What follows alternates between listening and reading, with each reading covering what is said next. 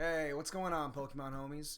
Astral Radiance is just about here. We got 2 days until it hits shelves, and TCG Live actually just added it in. I cannot wait to play this set. It looks like Pokemon is going to be in a very fun place like it hasn't been in quite some time. I think Brilliant Stars did a lot to make it a much better game. It brought me back into the game after a decent hiatus, but this set and the meta that's going to result from it looks extremely fun. And being me, I decided to take a deep dive into the Japanese metagame just to give myself an idea of what's going to be popular, what the best decks in the format will likely or could be, what I'm going to be testing against and with, and some deck lists to get started for testing, and I wanted to share that with everyone out here. So right now we've got the beginnings of a tier list here. We have all of this rogue tier all figured out here. I've got, I think, 16 more decks we're going to go into and fill out the rest of the tiers on this list. So I really don't want to make this an hour and a half video talking about these 14 other decks we've got over here. 13? I don't know. Doesn't matter. But rounding out our rogue tier are Rapid Strike Urshifu, random Arceus decks, Gengar, Dialga Pure, Dialga Magazone, all these water boxes, a Calyrex Ice Rider, Arceus Shadow Rider, electric toolboxes featuring Flaffy, Leafeon, Arceus Raichu, Arceus Urshifu, and then Dialga Diancie. Now you're wondering, okay, how did you know that these are like the tier 4 decks? Well, first off, I made this wonderful, wacky spreadsheet here. What I did was I took a look at every single store or city tournament in Japan. I got all the data from PokeCardLab.com. This website is amazing. They've got lots of information. I know Ho News is a thing. I've just been such a big fan of this site that I haven't even gone onto Ho yet. If you think I should, if you think that will be a better source of data, please let me know. I'm always looking for recommendations on how I can improve in my analysis, in the way I look at this game. But they literally have pages for every single day that there are tournaments. They take every single tournament from a store level, every single tournament from a city league level. There's right there. There's one of them right there. And what they do is they take the winning deck lists for the store tournaments, the top 4 deck lists for the city tournaments, and they put them all on this page. And by using this information for the equivalent to our format in Japan, everything from when Astral Radiance, or I think Space Juggler Time Gazer, maybe reverse that, I'm not sure, got released, up until Dark Phantasma, the set with the Hisui and Zoroark, stuff that's going to get into our Lost Origin set. For that particular time period, I went ahead and I noted how many of each deck was winning a locals that day, and then I compiled the City League information. And here we've got a sort of point system. Every single time a deck gets a win at a locals, it gets 1 point, and every time it gets top 4 at a City League, it also gets 1 point. If it gets second at a City League, it gets 2 points, and if it gets first at a City League, it gets 4 points. All the entries themselves are tabulated right here, and we've got the running totals up in this column right here. I will leave a link to this spreadsheet in the description, along with the spreadsheets of all the different deck lists that we get to look at today. Now, what I did after I tabulated this data was I took a look at the running totals of points, and from there, I decided to make our fun tier list around here.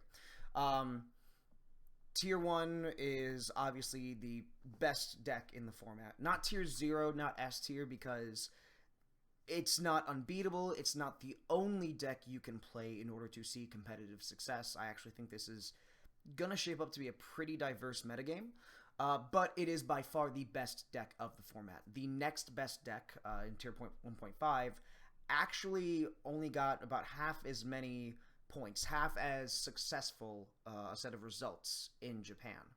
Then we have our next couple waves of Tier 2 and Tier 3, all grouped pretty closely together in their score points, still relatively popular, still things that you would expect to see and place at tournaments on a rather high basis.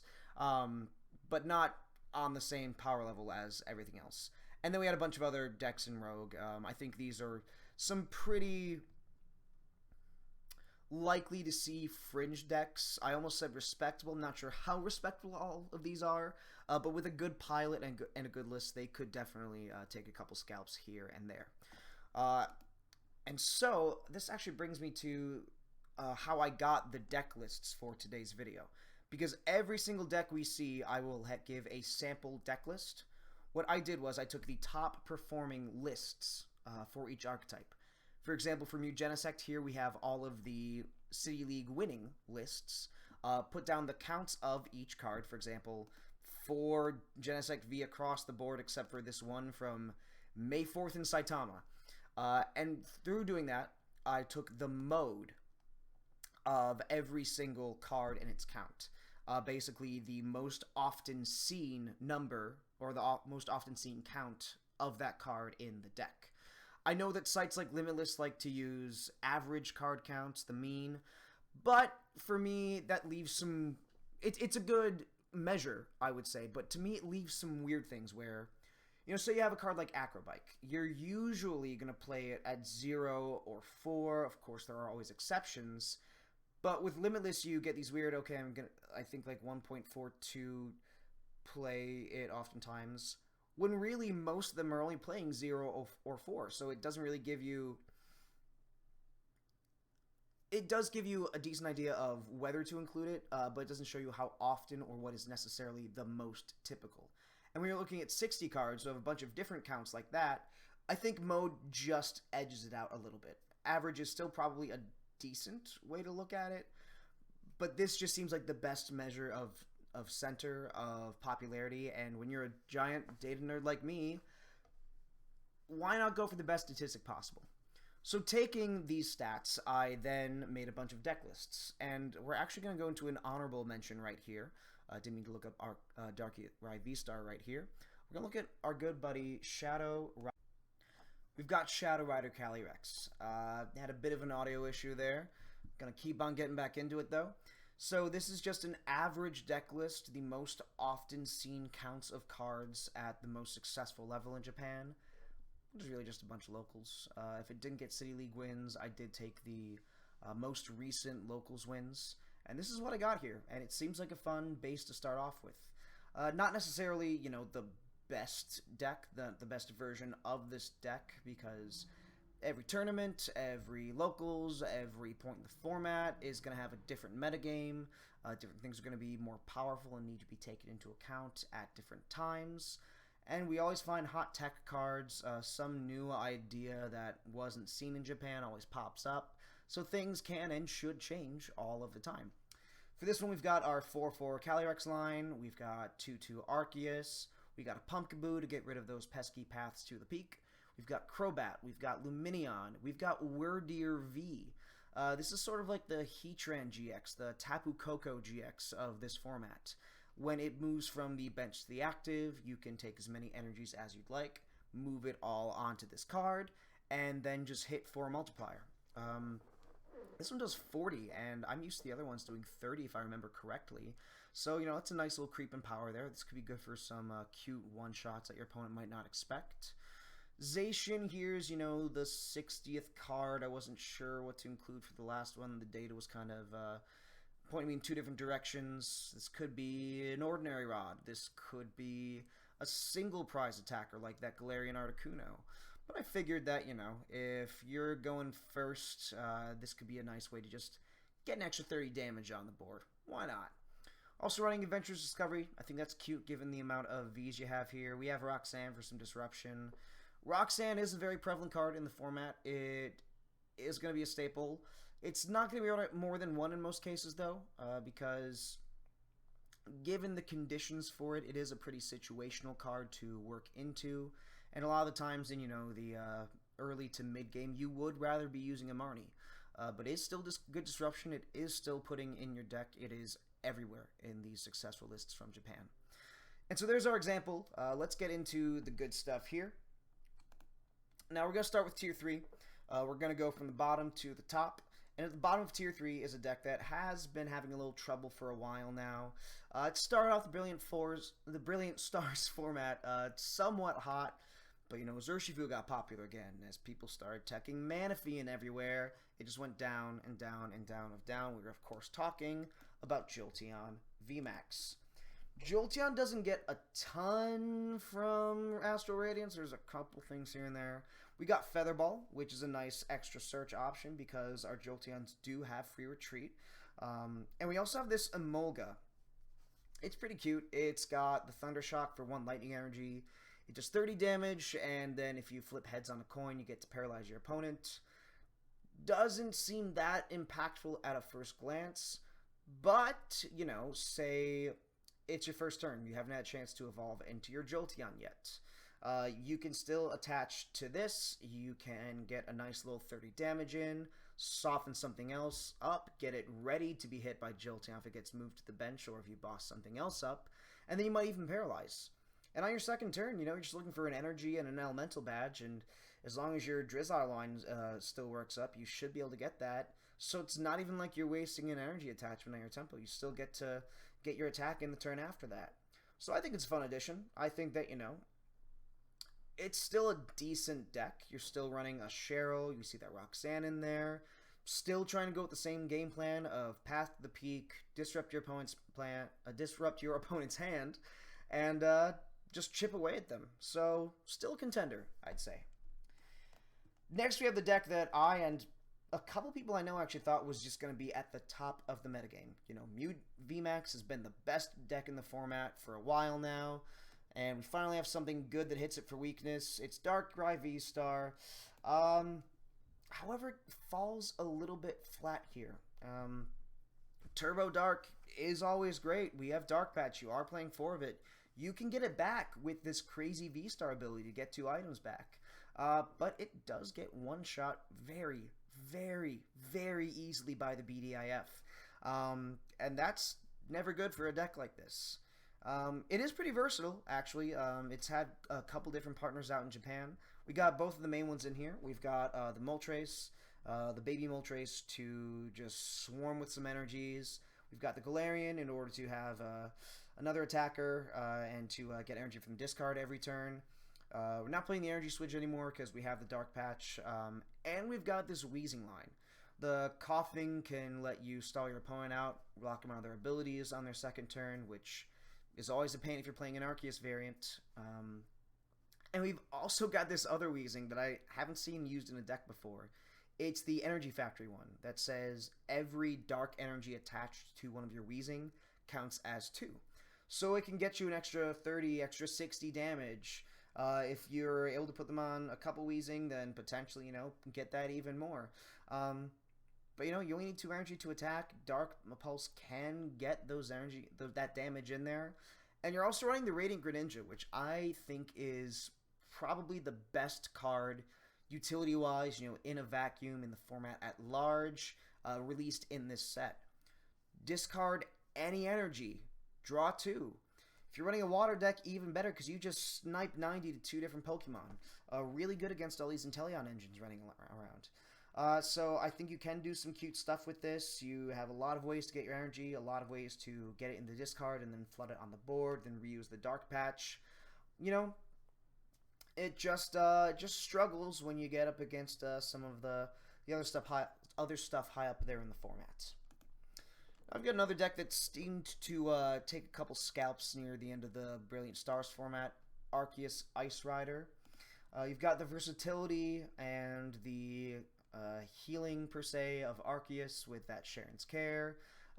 You've got the Melanies to make it easier to get a nice Trinity Nova without having to get the energy reduction of Double Turbo if you're lucky enough for that.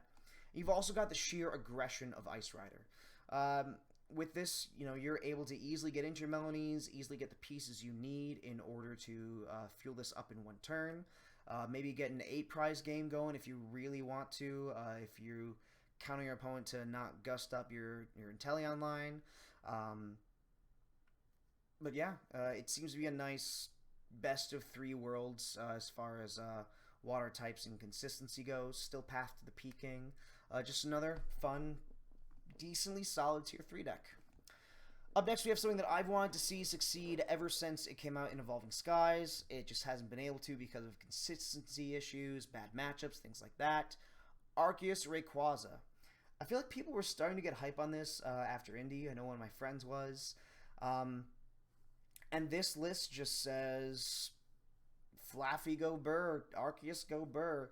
Accelerate the energy on there, which gets over this weird 2 energy requirement. Stormy Mountains, get your Mareeps out there. It plays the Vikavolt in order to get some item lock on there if you need to, in order to hit for lightning weakness. That's another thing this deck has going for it, and what a couple other things we'll see have going for them. Lightning is the new weakness to hit this format. Just like we were trying to hit Dark against Mew, we've got another top tier deck that is weak to lightning. And so if you're able to cheese a couple wins there, why not go for it? We also play Rose because you might want to just accelerate some energy onto your VMAX in the late game there. At the very least, I'm going to enjoy playing it. I've wanted to play this ever since it came out. And yeah, Arc Ray is finally a contender. Now we have one of the first cover legendary decks here. It is a Dialga variant. It is Arceus Dialga. Dialga is really fun. You get to, for 4 metal energy and a colorless, so pretty hefty cost, do 220 damage, knock out a basic V basically, and take another turn. Gets to take another turn. And, you know, that's not going to happen very often. It's not the most consistent game plan. But Arceus can help you get the energy on there. It can get you there on turn 3 if you manage to survive for that long. Bibarel's going to draw you some cards. Raihan can get you an extra attachment there. I do wonder about trying to throw in that Metagame with a Yoga Loop, because if I'm playing a deck like this, where I know I'm not going to win as often as I would for something, you know, on the top of the heap, why not keep piling the cheese on and go for a third turn? It could be fun. It could be fun. It could be fun. This list also plays the Miltank. I was a bit surprised to see this in the deck. It is a good stalling card if people aren't prepared for it. The Miltank is the new Hoopa, the new Decidueye, the new Wall card. It can't be hit by Vs, and it can also attack.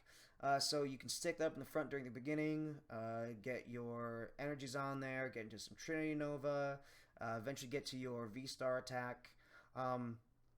But, you know, it is a setup deck. It is a little fragile, so it's not going to be the best deck in the room. There is, however, a better Dialga variant. Dialga Bronzong, at least according to this data here. Might not be that much better, but, you know, still managed to get a couple more wins in Japan. We'll take that. Here we're thickening up the Dialga line. We've got Zacian in here for its Intrepid Sword, just to try and get some more energy on turn 1. Then we've got Bronzong with the Metal Transfer ability. So you can use your Metal Saucer and then just move the energy straight onto the active. You don't have to worry about all these switching shenanigans, even though you do play Air Balloon, because you always want to pivot. And you also play the Trekking Boots here. It's very similar to Acrobike. You look at the top card of your deck and then choose to either take it into your hand or discard it and draw something else. So it gives us a new out to these Turbo-style decks, something we haven't quite had outside of Mew in a little while now. And so for better or worse, I do think this is a very welcome card in the game. I think it's going to open up a couple new kinds of strategies here. And we also have one Diancie. This is similar to that Articuno from Team Up if you were playing around then. This one says that if it is active, your opponent cannot affect your basic Pokemon with their supporters.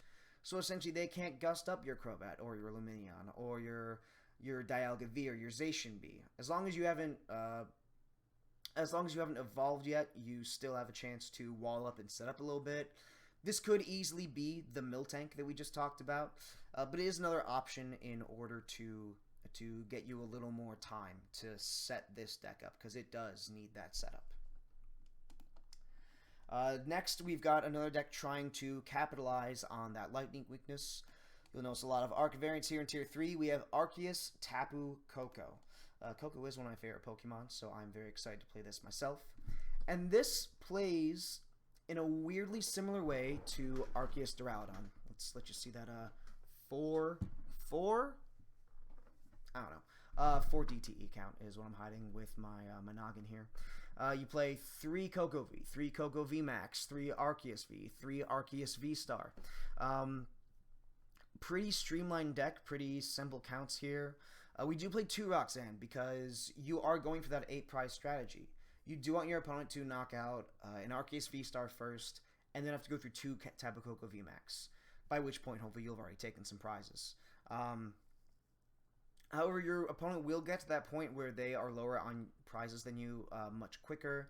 They're probably going to spend a decent part of the game at 1 prize left, so you can just spam Roxanne, try and get that going, try and either 2-shot something, paralyze it, or hit water for weakness. It's really trying to exploit that lightning weakness here. You play the Trekking Shoes as a turbo out. You play Adventurous Discovery just to get to your V Pokemon. Pokegears, because it does become a game of, let me find boss. Let me find boss and just get rid of a Crobat or some other V Pokemon here. All in all, you know, it's still very much a tier 3 deck. Not going to be winning things left and right, but it's going to take a favorable deck, a favorable matchup to a very good deck in the format. And I think it's worth at least a play or two, or at least a look at, just to see how it works and see if it's something that you might like. At the top of tier 3, we have one of our Hisuian starters. We've got Samurott. Samurott V-Star has an attack where for 2 Dark Energy, you do 110 damage. And then if your opponent's Pokemon has any damage counters on it, you do 110 more. We've got 2 Zigzagoon in here in order to buff that up, to set that condition. But its V-Star ability is really good. You get to just put 4 damage counters on one of your Pokemon. And this really helps you with your math. You know, you start with 110, you go to 220 if there's damage counters on it. The ability brings you to 260. Our Radiant Hawlucha, which is just a choice band on legs and just the absolute homie. I'm so glad one of my favorite Pokemon finally has a good card for the first time in a long time. If ever. Actually, I'm not sure. Has there ever been a good Hawlucha? Please let me know. What was I saying? Yeah, 220 with the attack. Choice Belt 250. Hawlucha 290. Then if you want to hit 310, you could try to run that quick shooting Drizzile. I wasn't seeing it in most lists in Japan. But if you want to knock out an Arceus V-Star with a Choice Belt, or with a Big Charm, you have a way to do that. We do run a couple Dark Patch here. We're not trying to flood the board with energy like we were with the Darkrai, so it's not as important to run a full 4 count of it. We run Temple of Sinnoh to turn off our opponent's special energies. If we want to ping some Mew VMAX and stop their fusion energy from doing that extra thing, because it needs so much to help it, obviously. Yeah, nice little cheesy deck here. I think this is going to get a decent amount of wins.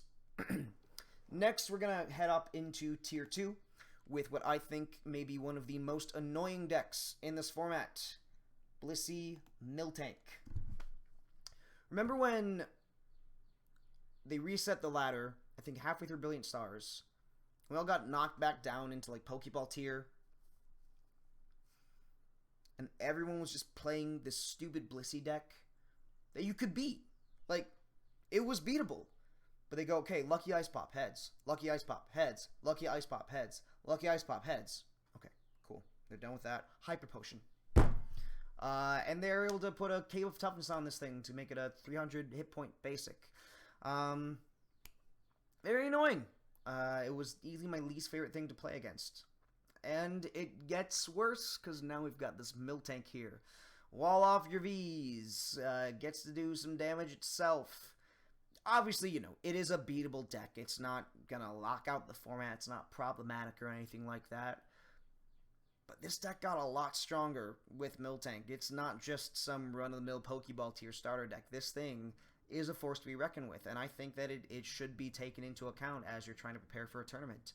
Do you need to respect Miltank? Do you need a one-prize attacker in there? Do you need to be a little more aggressive? Because this has so many healing options. It has Hyper Potions. It has Switch Cart. It has Team Yeltal as Sir Chester Bath. Again, we've got that Tape of Covenant to make this thing just huge. On a side note, I'm not sure why other decks that play Switch aren't just using Switch card. Maybe missing something. You may need to have damage on it from the translations I was seeing before the pre-releases and everything. But, you know, just Switch and heal 20, that seems like a no-brainer to me. Just seems like it's a better Switch. If I'm wrong, let me know. And if you love Blissey and think that my hate for it is unjustified, beat me with Blissey. Let's go. And on the flip side, we have what I think is going to be the most fun deck of this format. We've got the Regibox. The Regibox. Look at this. You don't play a deck like this very often. We've got every single Regi, sometimes two of a certain Regi. The Regigigas has an ability where if you have every other Regi on the field, you can go in your discard pile, take 3 energy, any energy, this deck only runs special energy, and attach them to one of your Pokemon. Doesn't have to be active, doesn't have to be the Regigigas, any of these. So this lets us make this really cool weakness box deck. You can hit fire types, certain psychic types, you know, all the fairy types that got rebranded as psychic. Hit normal types and electric types, all these Arceus that are in the format. All of these lightning types that are trying to take advantage of weakness. You can hit those water types. You can hit for huge damage with the Regidrago, even though you do need the 3 Aurora energy. But it is doable, and it could come in handy. We haven't even talked about the Regigigas attack yet. The Regigigas says, I'm so excited I can't even say the name, for 5 colorless energy, which is very manageable if you attach a twin energy and use the ability, or attach a twin energy using the ability, or I'm sorry, 2? Or if you attach a twin energy with using the ability, you can easily get to that 5 energy mark. And for that 5 energy, you do 150 damage. And then if your opponent has a VMAX, if you're attacking a VMAX, you do an extra 150 damage. So you're hitting 300. Choice Belt, you're hitting 330. You're KOing everything at its base except for Eternatus. It's a Titan. This thing is huge. And then you've got your Regidrago. It is your draw support engine for this deck. You get to draw up to 4 in your hand if it is active. You could attach using the ability to retreat it. You also have 4 scoop up nets in here, so you can just move it around. If for some reason you need to bench it or something else when you already have someone else in play, you are able to get out of those weirder situations. This deck does have a lot of pieces to it. You do want to get all of those Regis up on the field as quickly as possible in order to accelerate. And that can be a little hard with certain hands. I did take this list from a cities tournament. I believe it won. It was the only one that did win cities. But I played a couple games with it against Palkia Intel. Found that it wasn't quite as consistent as I liked. I'm experimenting with taking out the Grant and the Clara, the Jubilife, and something else. I forget what. Maybe it would have been. I'm not even sure, honestly. And just trying to get more Ultra Balls, more City's Ambition. Because this is a deck where you are going to be expecting to get knocked out pretty much every turn. And Cynthia will refill your hand, let you get those missing Regi pieces, let you find more energy to go in the discard, let you find the stadiums you need. Story Mountains is great in this deck because you are running Lightning and Dragon types, and they're very necessary for your strategy. And so, even though it's Tier 2, this is the deck I am most excited to play. I think that it's going to really reward skillful play. It's going to reward good deck building. I think there are so many things you can do to try and get that strategy as quickly as you can. And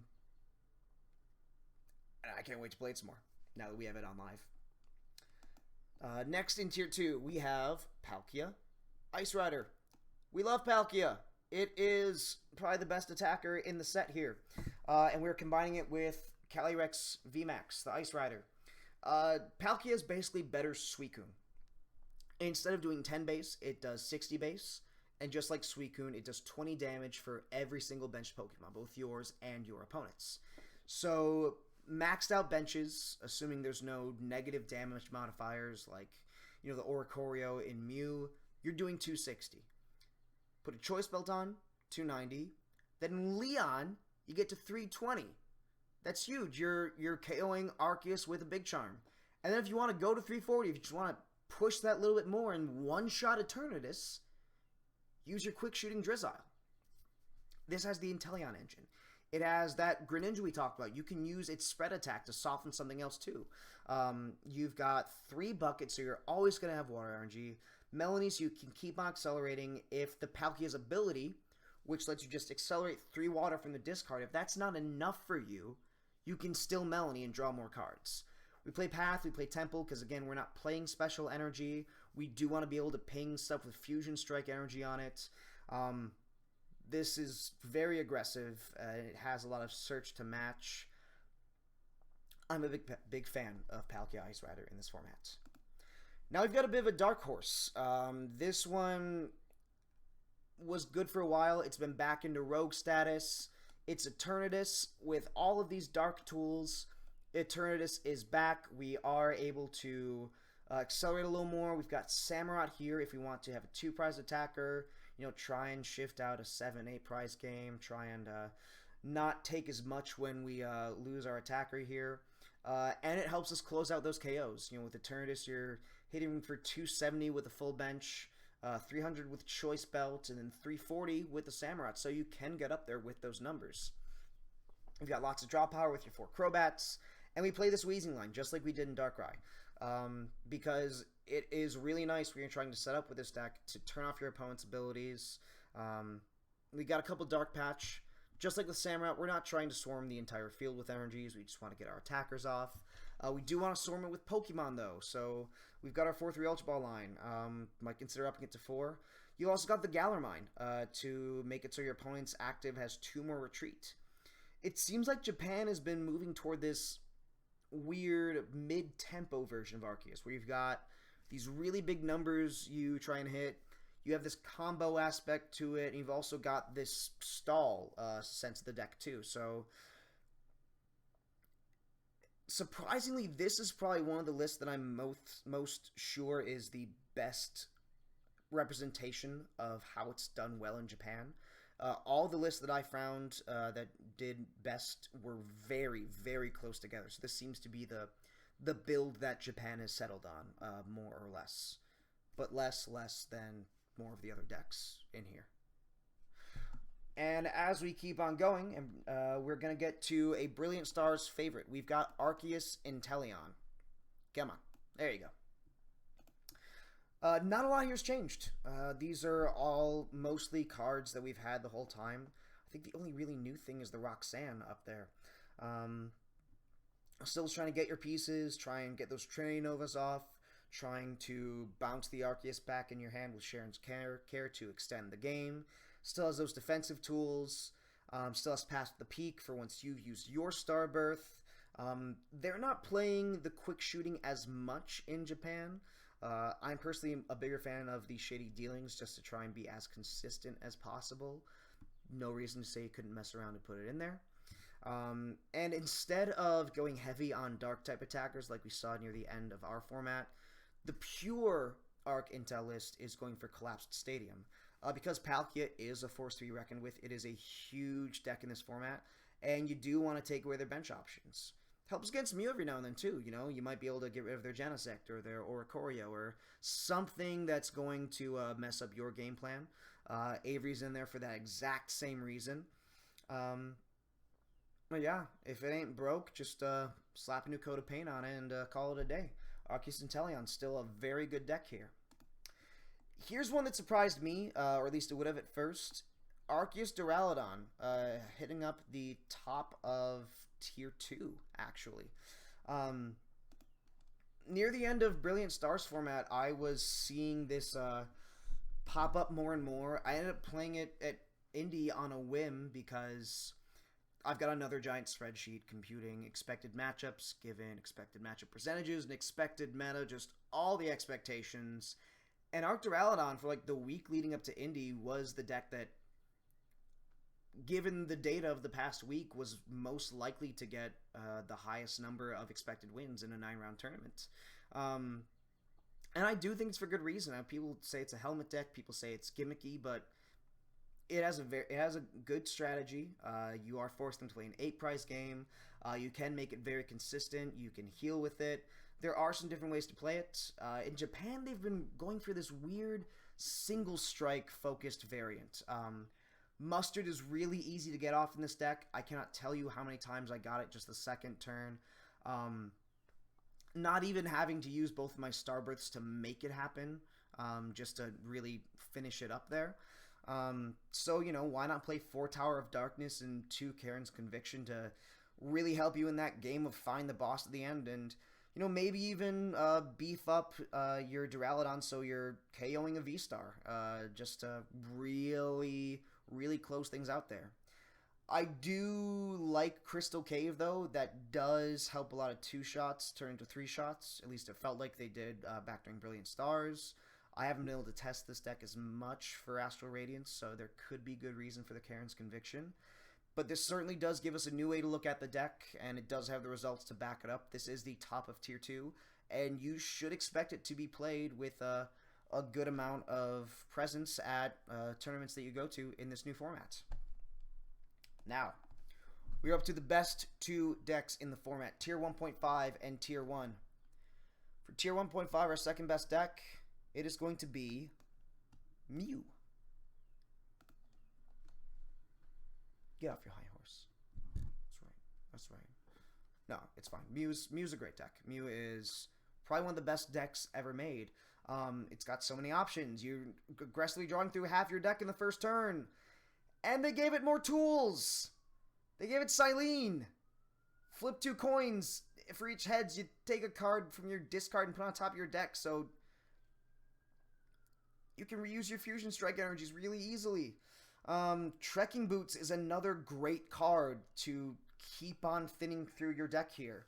In Japan, the biggest variance I've seen in Mew lists is sort of this triangle between Cram-O-Matic, Rotom Phone, and the Trekking Boots. Do I include 2 of them? Do I try and include all 3 of them? Most aren't trying to include all 3 of them. You definitely can't include all 3 of them at a 4 count. Do I just go for a split of 1 of 2, or in which case, which 2? It seems like Cram and Boots are the winners here, just because of the aggression with Boots and the specificity of Cram. I think there is still an argument to be made for playing Rotom Phone in here. I think that it is still great to, try and get yourself out of a really bad Marnie, or in this case, a really bad Roxanne. The other big change here from you is that they are playing Pumpkaboo now, because, Path and Collapsed are getting played with more relevance here. So it does make sense to keep them out of play here. I think it's probably just as easy an idea to put something else in here, maybe a 4th Cram or something like that, 2nd Silene, 3rd Rose Tower, just to get yourself an extra spot here, and not add the Pumpkaboo in until you really need it, but seems like a popular tech in Japan, if that's for what that's worth. And then finally, we get to the BDIF, the best in the format, Palkia Inteleon. This deck is nuts. This deck is nuts. Like I said for the Palkia Ice Rider, you get to hit 340. And with a beefier Inteleon line, with more utility trainers here, with Ordinary Ride, with Scoop Ups, with the easy access to your Leon, your Choice Belt, your evolutions, this makes those combos even easier than it was in the Ice Rider version. It is going to have more trouble with decks like Duraludon, say, or players who really know how to limit their bench. But, I feel like it does well against so many other decks easily, and it has so many combo lines to get to those big numbers. Beyond my own opinion, beyond my own analysis, in this whole point system, and, even if you use a different scaling for the city leagues and everything, it has twice the results as Mew. If you just count the number of locals it won double the locals as Mew. The first deck you should test, and the first deck that you should test against. It's broken. It plays Irida as well. Grab a water energy, grab an item. If you're doing something really cute, you could, if you have Irida in your hand, you're going second, get a battle VIP pass just to get yourself those extra Pokemon here. And there's a lot of variants in the stadiums. Actually, I did find that mode gave me a pretty even split between Temple of Sinnoh, Path to the Peak, and Training Court. So you have plenty of different tools for all these different decks you're going to have to face off against. Again, Temple of Sinnoh helps you in the Mew matchup, so is Path to the Peak. Training Court's going to be good just to get your extra attachment there, especially if you want to try and use that Radiant Greninja in order to beat up those Drizzles. I think this is going to be a really fun mirror match, too. Mew mirrors are fun, as I've begrudgingly learned. Palkia mirrors, though. Palkia mirrors are going to be crazy. When you're trying to play, you limit your bench and your resources, and there's so much room to hit so high. I'm very grateful for this deck. I'm so excited for this deck. Not as excited as Regigigas, but I'm really, really, really excited for this deck. And for the Astral Radiance metagame as a whole. And here it is. Here's my tier list for Astral Radiance. If you have any thoughts, please leave them below. I am always looking to engage with other people in the community. That's why I've started making videos, because I love this game so much. I love analyzing it. I love looking at all the weird decks people come up with, all the hype over certain results, and I just want to keep engaging and hopefully contribute to this game that has done so much for me and for my life that I've learned so much from. So please let me know if you liked the video. If you want to see more, please subscribe to the channel, leave a like on here. Thank you so much for watching. I hope you're excited for this format as I am. It's going to be so much fun. It's going to be epic. Thank you so much. Have a great day. It's K Cody signing off. See ya.